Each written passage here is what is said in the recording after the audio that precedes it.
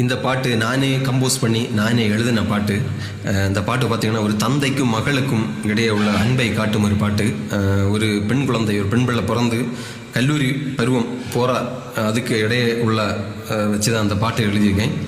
பாட்டு பிடிச்சிருந்தா ஒரு ஷேர் மட்டும் பண்ணுங்கள். ஏன்னா ஷேர் பண்ணிங்கன்னா ஒரு அந்த பாட்டு ஏதாவது ஒரு ஆள்கிட்ட யார்கிட்ட பெரிய ஒரு ஆள்கிட்ட பார்த்து எனக்கு வாய்ப்புகள் கிடைக்க வாய்ப்பு இருக்குது. அதனால் பாட்டு பிடிச்சிருந்தா கண்டிப்பாக ஷேர் பண்ணுங்கள். பாடுறேன்.